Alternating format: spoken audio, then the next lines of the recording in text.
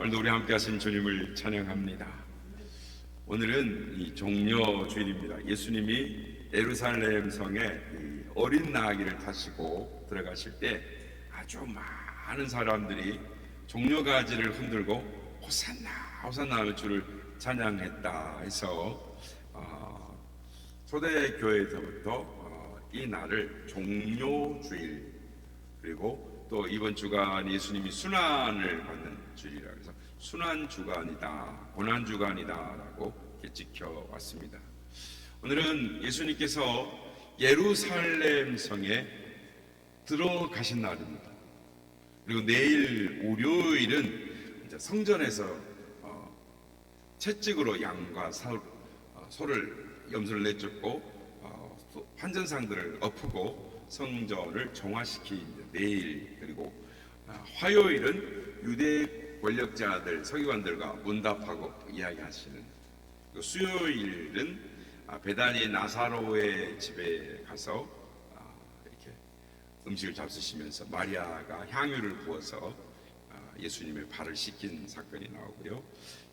목요일은 성찬식을 하시면서 제자들의 발을 씻어주시고 겟세마네 동산에서 기도하다가 체포되셔서 금요일 오전 9시에 십자가에 못 박혀 오후 3시에 돌아가시고, 그날 저녁에 아리마대 요셉의 무덤에 장례되셨다가 주일 새벽에 부활하셨습니다. 고난주간인 이번 주간에는 특별히 주님의 고난에 동참하는 마음으로 불편한 말들, 또 험담하는 말들, 이런 말들을 주의하시고 침묵하는 주간으로 지내시기 바랍니다. 그리고 또 금식하실 수 있는 분은 금식하며 주님의 고난에 동참하는 우리가 되게 경건하게 지내시길 바랍니다. 오늘 보면은 이 사복음서, 마태, 마가, 누가, 요한복음의 사복음서의 동이 다루고 있는 내용입니다.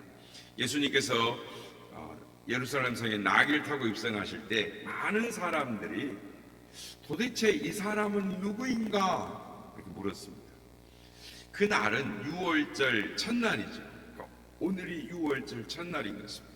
그러니까 유월절은 유대 국가의 명절입니다. 그래서 누구나 예루살렘 성으로 와야 되는데, 기록을 보면 예수님께서 이 유월절 때마다 계속 3년 동안 1년에 한 번씩 예루살렘에 오셨습니다. 그래서 이곳에 지금 세 번째 방문으로 제자들과 함께 갈릴리를 출발해서 예루살렘에 도착하기 전날 밤 베다니에 이르렀습니다. 그래서 예수님이 이제 예루살렘 오르기 전에 베다니에 저녁에 지난밤에 주무셨는데, 이 베다니에 예수님이 예루살렘 오실 때마다 베다니에 있는 나사로의 집에서 머무셨습니다. 그러니까 예수님께서는 죽은 나사로를 살리셨지 않습니까? 그래서 나사로에게 마르다와 마리아라는 두 자매가 있었는데, 이 마리아가 비싼 향유를 예수님 머리부터 이렇게 부었는데요.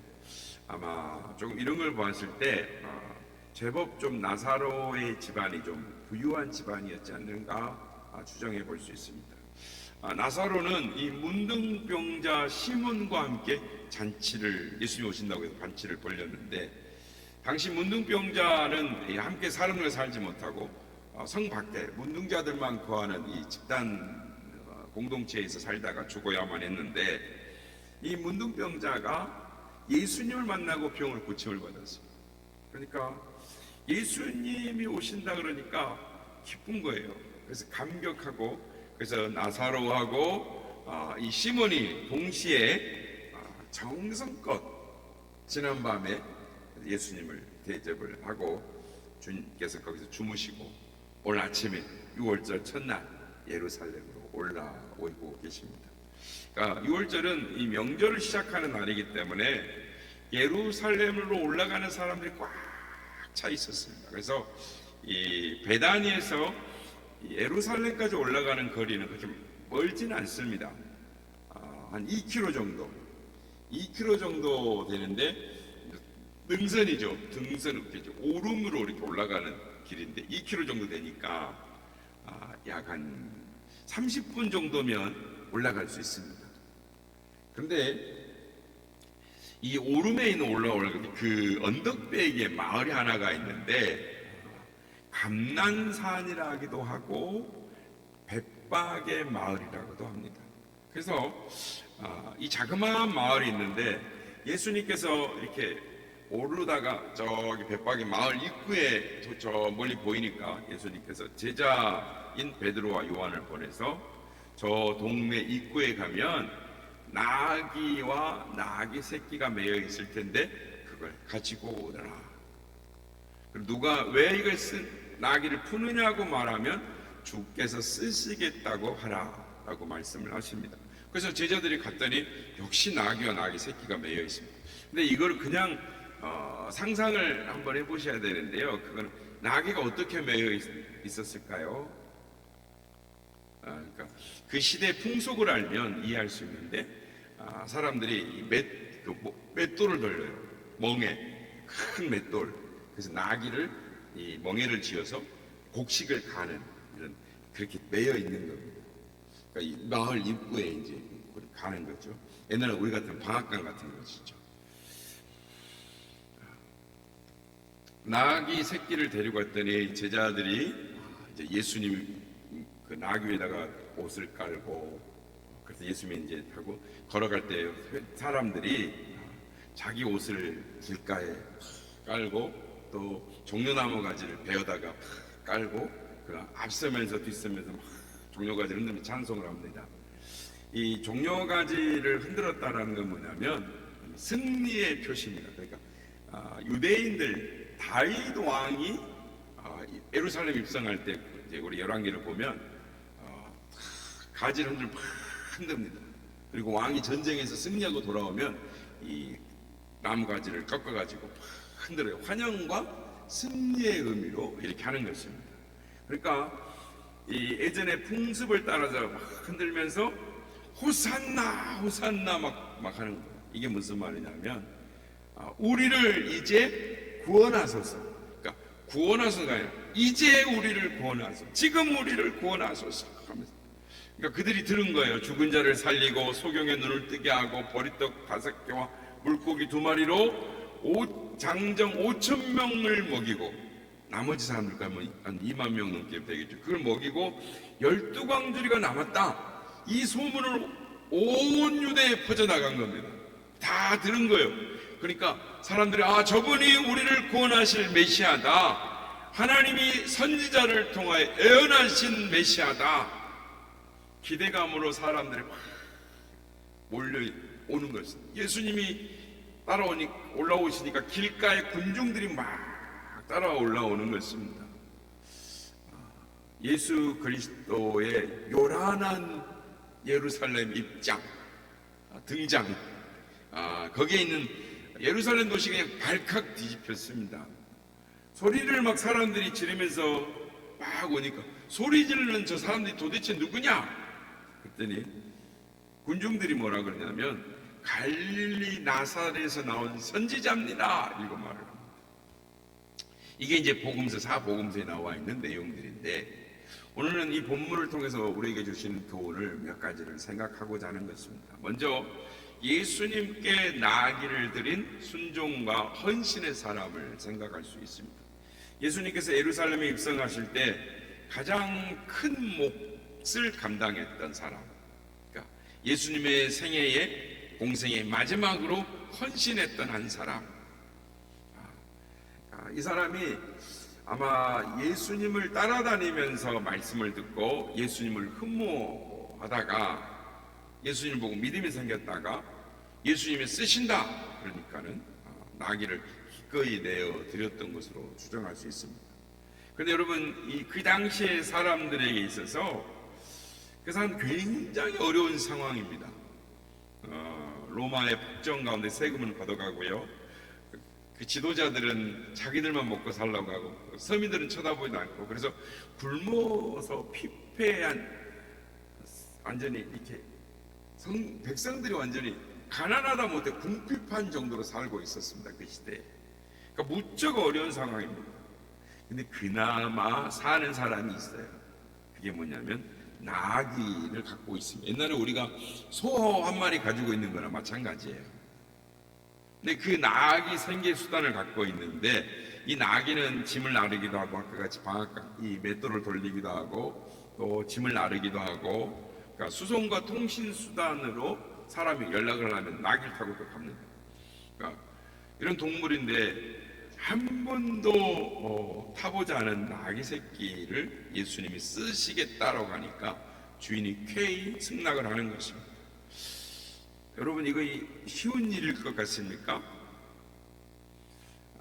이 쉬운 일이 아닙니다. 여러분에게 한번 묻겠습니다. 여러분이 새 자동차를 뽑았어요. 그런데 임시 번호판을 달고 이제 비닐도 뜯지 않은 채 차가 막 새 냄새가 팍팍 나는데 제가 사람을 보내가지고 지금 급한 일이 생겼다고 그 차 좀 쓰자고 그럼 여러분이 차 쓰라고 키를 내줄 사람이 몇 분이나 되실까요? 예수님이 나귀 주인에게 나귀를 쓰겠다 하는 말 그런데 선뜻 내놓는 것을 볼 수가 있습니다. 우리는 곧잘 찬송을 부릅니다. 내게 있는 모든 것을 아낌없이 주께 드리네. 그런데 우리 생활은 우리의 입술의 고백과 너무나 다른 것이죠. 다를 때가 많습니다.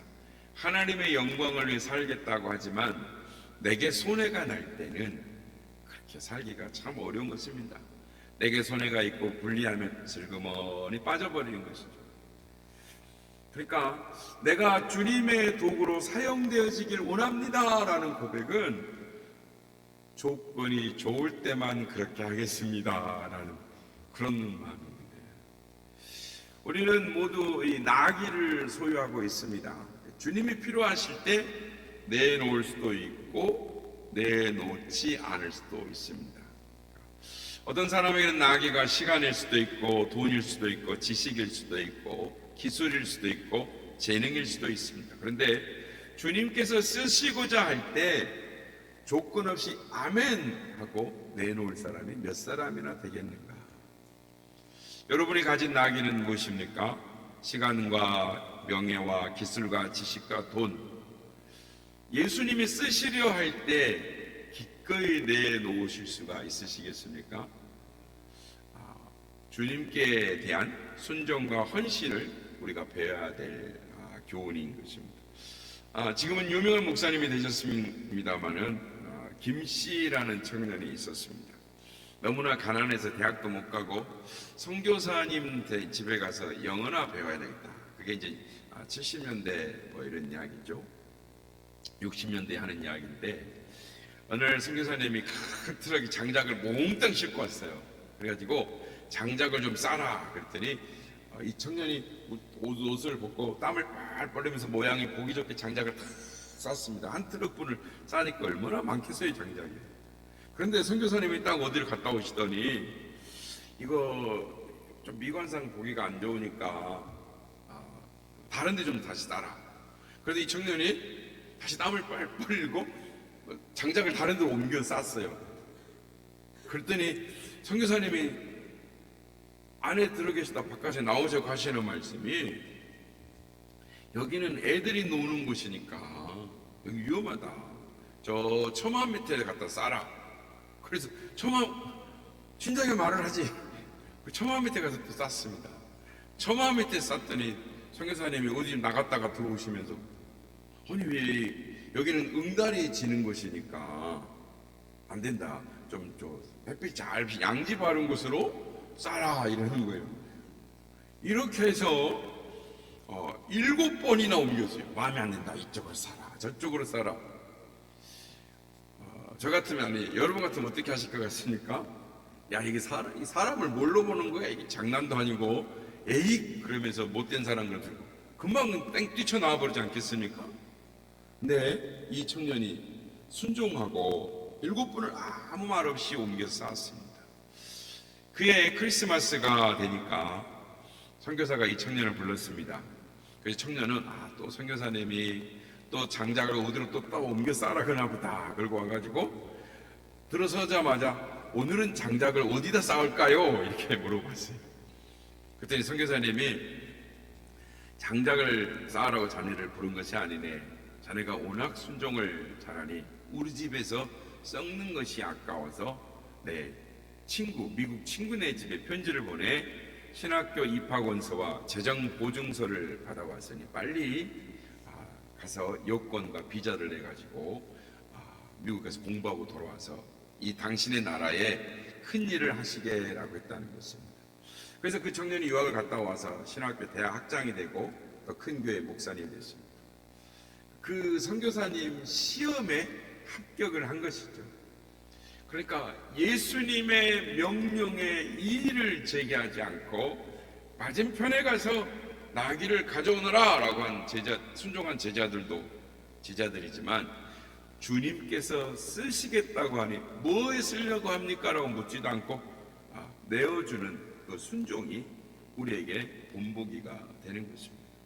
신명기 28장에 보면은 내가 내 하나님 여호와의 말씀을 순종하면 이 모든 복이 내게 미치리니 성읍에서도 복을 받고 들에서도 복을 받고 내 몸의 소생과 내 토지의 소산과 내 짐승의 새끼와 우양의 새끼가 복을 받을 것이며 내 광주리와 떡반죽 그릇이 복을 받을 것이며 내가 들어와도 복을 받고 나가도 복을 받을 것입니다. 여호와의 말씀에 순종하면이라고 말씀합니다. 오래전 이야기입니다만 오래전 충남에 있던 조그마한 교회가 교회당을 지어놓고 빚이 있었습니다. 50만 원. 그걸 못 갚아서 헌당식을 못했습니다. 교회 빚을 못 갚으면 헌당식을 못합니다.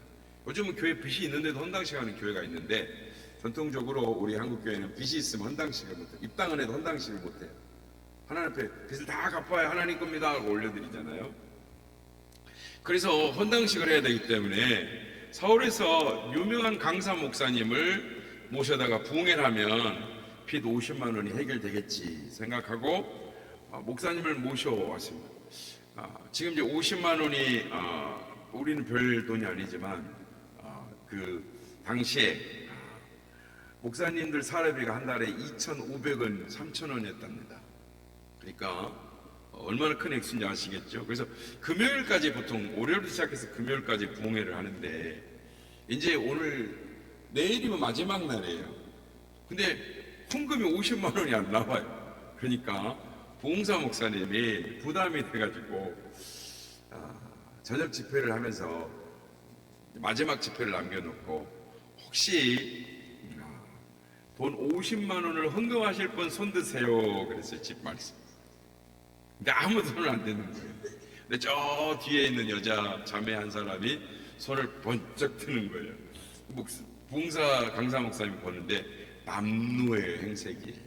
그래서 아무리 봐도 저 여자는 50만 원이 안 나올 것 같아요. 그래서 말귀를 못 알아들은 것 같아서 손을 내리라. 그러고는 예배를 마쳤습니다. 그리고 설교를 마치니 목사님하고 이제 거기 교회 담임 목사님하고 차를 한잔 하고 있는데 문을 두드리는 소리가 있어서 문을 열어보니까 아까 그 자매인 거예요. 50만 원 헌금하겠다고 손든. 봤더니 50만 원이 든 통장과 나무 도장을 갖고 와서 목사님, 저는 이 돈이 지금 필요 없습니다. 몸이 건강하기 때문에 식모살이라도 먹고 살 수 있습니다. 제가 이것을 바칠 테니 하나님 예배에 헌당을 하십시오. 그리고 부족한 저를 위해서 안수기도로 축복 기도해 주십시오. 두 목사님이 그 이야기를 듣고 너무 황당하기도 하고 뜻밖의 일이라 감동을 받아서 도대체 이 돈이 어떻게 된 거냐라고 물어봤더니 이 자매가 강원도로 시집을 갔는데 아기를 못 낳는다고 소박을 당해서 받은 위자료로 받은 거라. 그 이야기를 듣고 나니 강사 목사님하고 담임 목사님이 기가 막히잖아요. 그 자매를 해서 간절히 축복 기도를 했습니다. 근데 이제 이게 얼마나 감동이 됩니까? 그래서 이 부흥 강사님이 호남지에 가서 이제 부흥회를 하는데 그 자매 이야기를 한 거예요.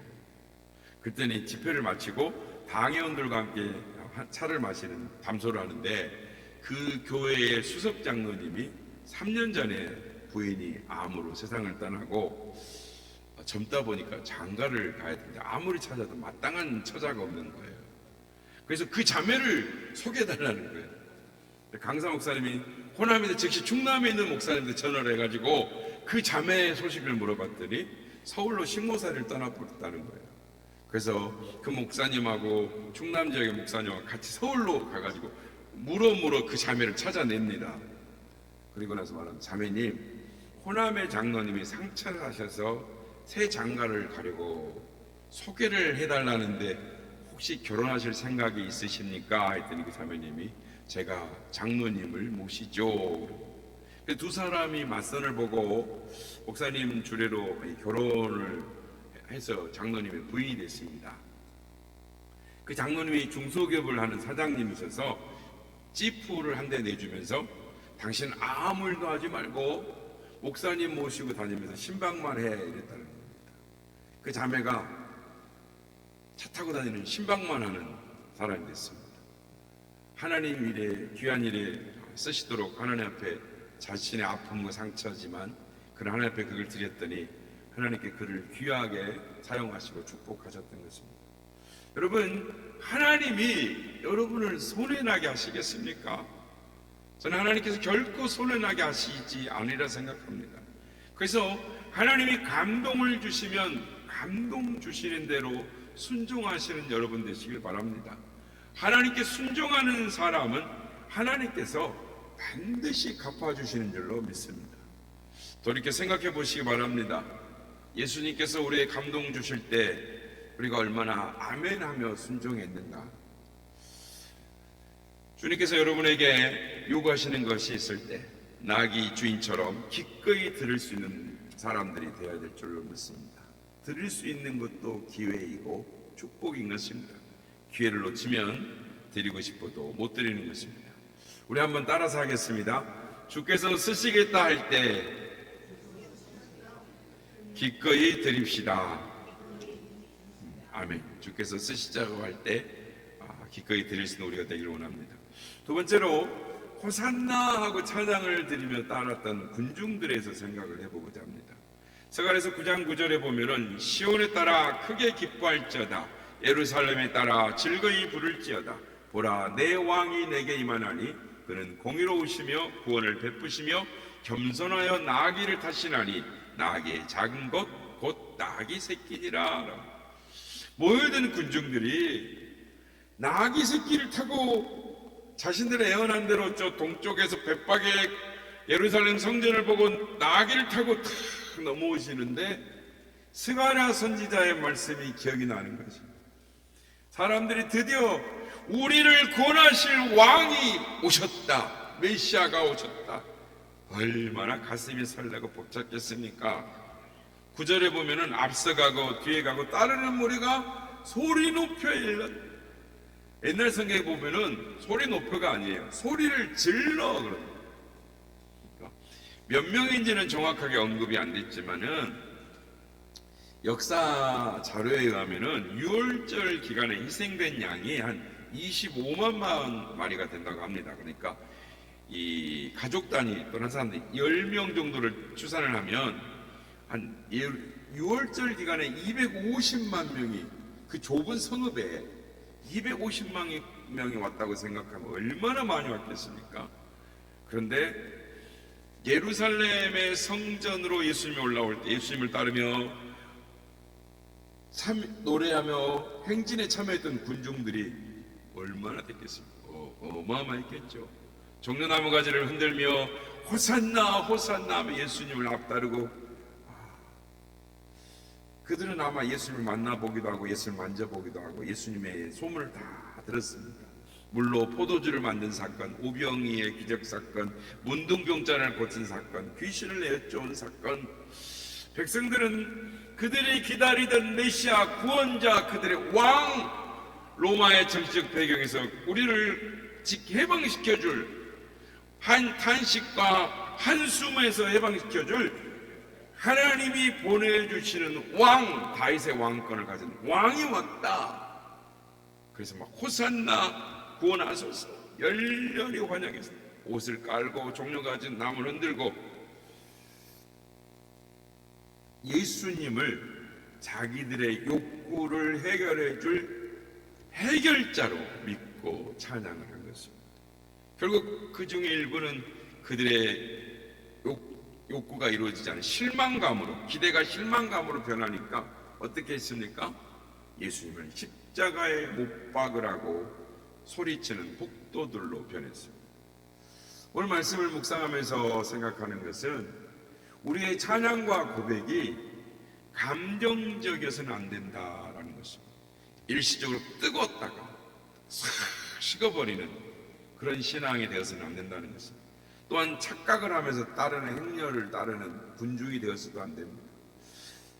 오늘도 이 시대를 보면 예수님을 구원자로 섬기고 찬양을 드리기보다는 나의 이익과 목적을 위해서, 그것을 이루기 위해서 그런 분으로 착각하는 이들이 있습니다. 돈과 명예와 축복을 가져다 줄 대상으로, 건강과 위기와 구원을 넘어가는 자로, 구원해주는 자로 따르는 것입니다. 그러다가 자기 뜻대로 안 되면 어느 순간 돌이켜서 예수님을 향하여 돌을 던지며 십자가에 못 박으라고 외치는 것입니다.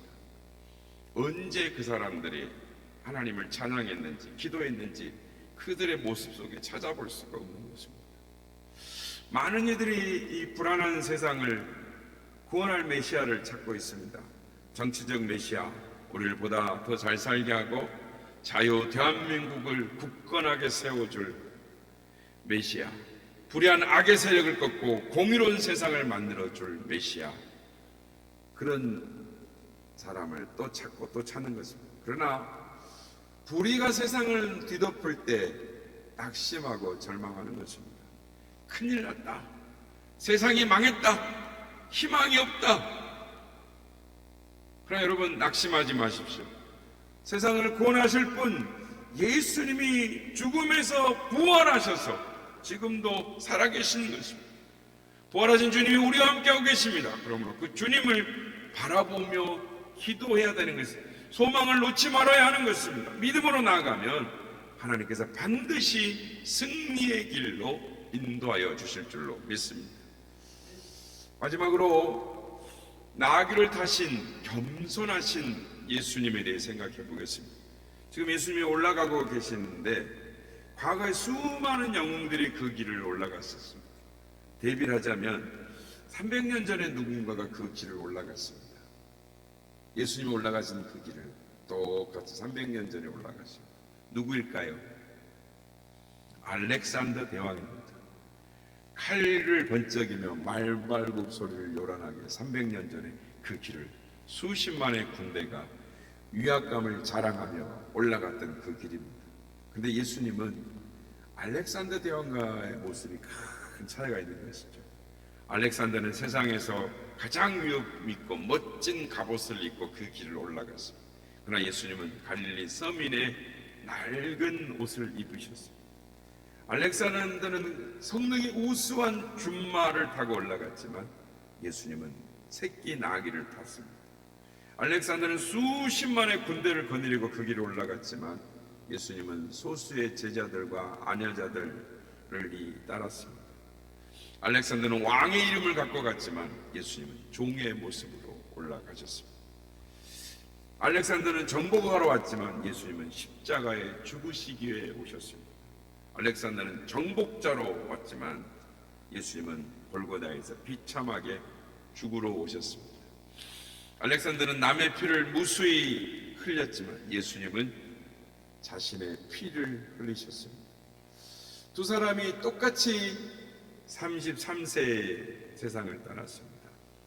그런데 역사의 결과가 어떻게 되었습니까? 한 사람은 인류 역사의 가장 큰 침략자로, 남의 피를 흘리게 했던 사람으로 남았고, 그가 정복하고자 했던 그 세웠던 제국은 전설로 남았습니다. 그러나 실패자 같았던 예수님, 그러나 그 예수님이 인류 역사의 평화와 사랑의 종으로, 그리고 전 세계를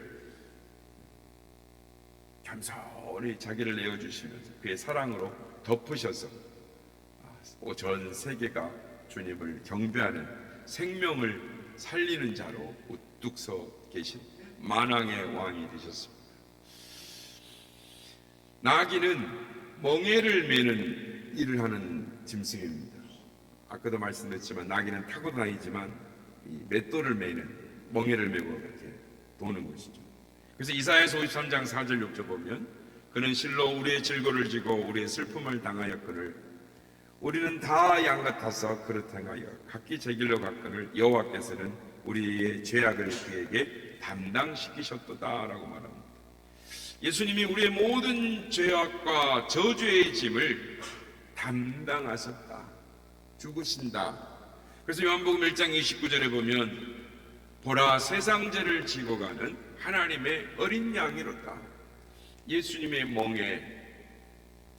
멍에는 우리의 죄를 진 무거운 형벌이 예수님께 짐지어진 멍에였습니다. 그래서 예수님이 뭐라고 말씀하십니까?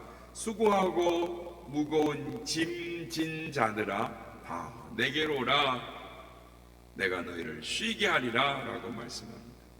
예수님이 나귀를 타신 이유가 여기에 있는 것입니다. 예수님이 나귀처럼 무거운 짐을 지시기 위해서 예루살렘에 오셨습니다. 예수님이 나귀처럼 우리의 죄악을 짊어지셨습니다. 저와 여러분의 저주를 짊어지셨습니다. 저와 여러분의 고통도 슬픔도 가난도 다 짊어지셨습니다. 그것이 겸손히 예루살렘에 나귀를 타고 올라오신 이유였습니다. 미국의 33살 엘리자베스 조이스라는 엄마가 아이 하나를 낳았습니다. 아이 하나를 낳고 암에 걸렸습니다. 그래서 암 치료를 했지만 그래서 암 극복이 됐어요. 그런데 이제 암 수술을 했기 때문에 더 이상 아이를 낳을 수 없다라고 선고를 했습니다. 그런데 암 수술 몸이 건강해졌는데 그런데 아이를 낳을 수 없다는 아이가 생겼습니다. 남편 이 맥셀 조이스라는 사람은 정말 기적 같은 일이었다라고 말했습니다. 근데 그 기쁨은 얼마 가지 않았습니다. 임신 한 달 만에 암이 다시 재발을 한 것입니다. 몸에 암이 전이된 여부를 알기 위해서 어떻게 해야 됩니까? 엑스레이도 찍어봐야 되고 CT도 해봐야 되고 MRI도 해봐야 되는데 이게 태아에게는 치명적이라는 것이죠. 의료진들이 그렇게 말합니다. 여러분, 과연 아이의 엄마는 자기의 생명을 살리고 죽었을까요? 자기가 살기 위해서 아기를 죽였을까요? 사진을 보여주세요. 엘리자베스는 결국 이 사진 한번 보여주세요. 쭉쭉쭉 뒤로 가시면 있어요. 네, 보이십니까? 결국 항암 치료를 포기하고 아이를 살리는 길을 선택했습니다. 그래서 결국 폐에까지 암이 전이가 되었어요. 아이를 그냥 못 낳습니다. 엄마는 엄청난 정신력으로 고통을 버티고 산소호흡기를 꽂고